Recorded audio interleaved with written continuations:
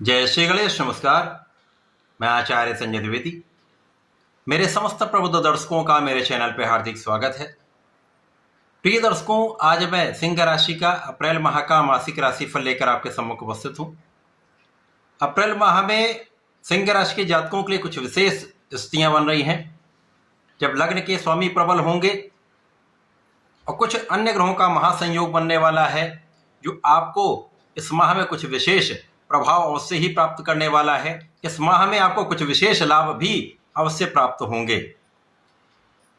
जो इस माह की स्थितियां हैं उसमें लग्न में केतु का गोचर, आपके सप्तम भाव में 3 ग्रहों का योग राहु मंगल और बुध, अष्टम भाव में शनि के साथ सूर्य का संयोग, नवम भाव में शुक्राचार्य का गोचर है तथा दसम भाव में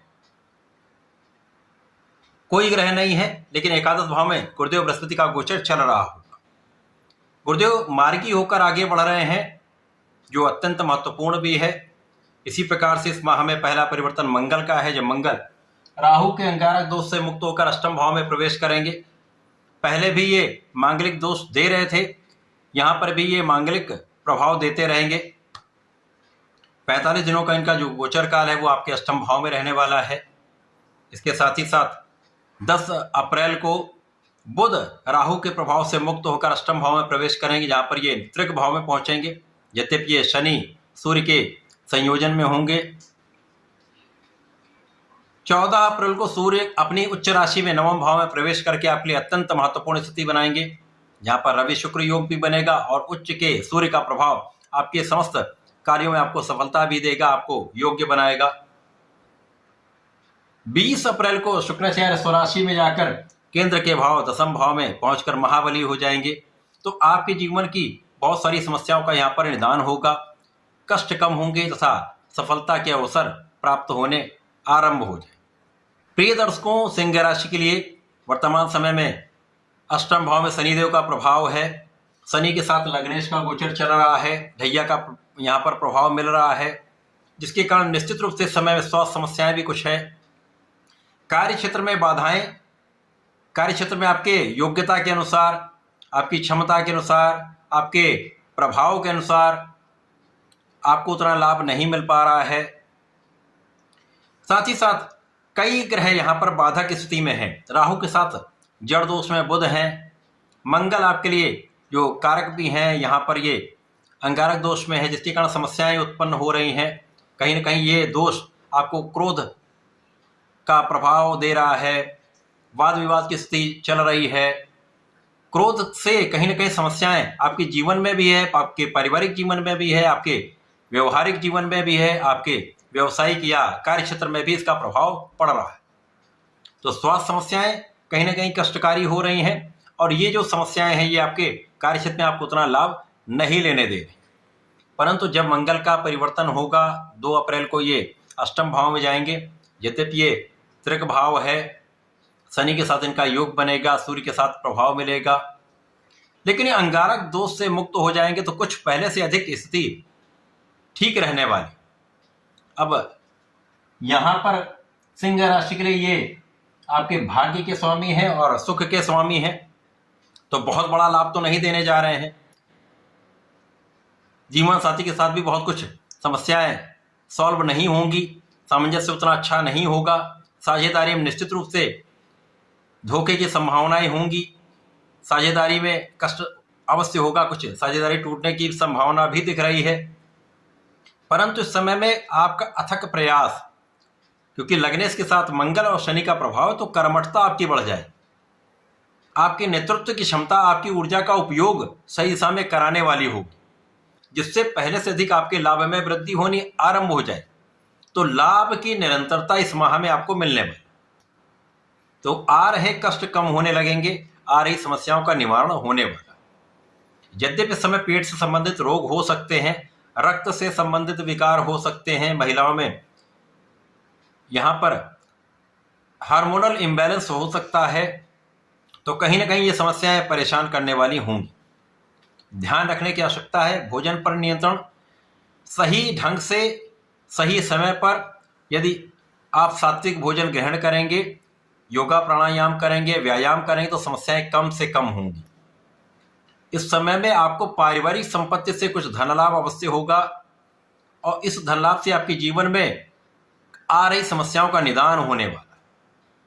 परिवार का संपूर्ण सहयोग मिलेगा, लेकिन आपको अपने क्रोध पर नियंत्रण रखना होगा। परिवार से यदि आपको लाभ लेना है, परिवार के बीच में आपको सामंजस्य बनाकर चलना है, तो अपने को नियंत्रण यहाँ पर आपको रखना ही होगा, क्रोध को समाप्त करना ही होगा। लेकिन पहले से अधिक आप परिश्रमी होंगे, जिससे आपके कार्य क्षेत्र में आपकी योग्यता, आपकी क्षमता, आपका गुण आपको आगे बढ़ाने वाला होगा। जब बुध का परिवर्तन हो जाएगा, बुध भी राशि परिवर्तन करके अष्टम भाव में जाएंगे, तो यहाँ पर एलर्जी बढ़ सकती है, मौसम के रोग हो सकते हैं। तो ऐसे में अपने स्वास्थ्य का तो ध्यान आपको पूरे माह रखना है। लेकिन बुध जड़ दोष से मुक्त हो जाएंगे तो कहीं ना कहीं आपके व्यापारिक भाव में पहले से अधिक लाभ आरंभ हो जाएगा। जो कहीं बंधन था वो दूर होने लगेगा, अवरोध दूर होने लगेंगे, तो आपके मार्ग यहाँ पर खुलने वाले। साथ ही साथ धन की स्थिरता आपको प्राप्त होगी, धन पहले से अधिक आने लगेगा, धन का संचय भी आप करने लगे। अकारण धन का व्यय यहाँ पर आप रोक पाएंगे। साथ ही साथ जो ज्ञान का भाव है वहां पर तो समस्या आ सकती है, अतः ध्यान देने की आवश्यकता है। जो विद्यार्थीगण हैं, अपने पूर्ण मनोबल के साथ प्रारंभिक समय में आपको ध्यान देना होगा, पूर्ण परिश्रम करना होगा। लेकिन जैसे ही सूर्य का परिवर्तन आपके नवम भाव में हो जाएगा, सूर्य महाबली हो जाएंगे, तो आपका परिश्रम भी नियंत्रित होगा, सही दिशा में आप अपनी ऊर्जा का उपयोग भी कर पाएंगे। शारीरिक समस्याएं यहाँ पर कम होंगी, विशेष रूप से आप मानसिक तनाव यहाँ पर आपका कम होने लगेगा, आपका भय कम होने लगेगा, आपका भ्रम कम होने लगेगा, तो आप सही निर्णय सही दिशा में कर पाएंगे। साथ ही साथ जब लग्नेश प्रबल हो जाते हैं, लग्न का स्वामी जब अच्छी स्थिति में आता, तो गोचर में कुछ निर्बलता भी, तो उसका प्रभाव उतना नकारात्मक नहीं मिलता। तो यहाँ से आपके जीवन में परिवर्तन हो रहा आरंभ हो जाएगा और बहुत कुछ सकारात्मकता आपके पास आने लगेगी। लोगों का सहयोग मिलेगा, पिता का सहयोग मिलेगा, भाई का सहयोग मिलेगा, अच्छे मित्रों का साथ मिलेगा, नौकरी में उच्चाधिकारियों का साथ मिलने लगता है, तो आ रही समस्याओं का निदान होने लगेगा। साथ ही साथ जब 20 अप्रैल को शुक्राचार्य दसम भाव में पहुंचेंगे, तो यहाँ पर मालव्य योग बनेगा। मालव्य योग ऐसा योग है जो आपको धन, सुख, शांति की प्राप्ति कराता है, सुख समृद्धि की प्राप्ति कराता है, और यहाँ पर आपका दसम भाव अत्यंत प्रबल हो जाएगा। अब दसम भाव की प्रबलता जब आपको मिलती है, तो यहाँ पर निश्चित रूप से आपके सुख संसाधन बढ़ते हैं, भूमि भवन वाहन का आप सुख ले पाते हैं। यद्यपि यहाँ पर सुखेश बहुत अच्छी स्थिति में नहीं है, परंतु जो आपके पास सुख संसाधन है, जिनका आप उपभोग भी नहीं कर पा रहे थे, उनका आप उपभोग कर पाए, उनका उपयोग आप कर पाए, तो पहले से अधिक आपको सुख शांति की प्राप्ति होने वाली, संतोष की प्राप्ति होने वाली।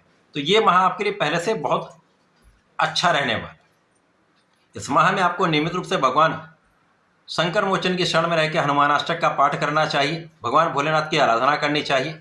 नमः शिवाय पंचाक्षर मंत्र का नित्य कम से कम प्रातःकाल और संध्या के समय में एक एक माला का जप करें, भगवान भोलेनाथ पर जलार्चन करें। नमः शिवाय का जप करते हुए जलार्चन करेंगे, बेलपत्र का अर्पण करेंगे, लाल पुष्प का अर्पण करेंगे।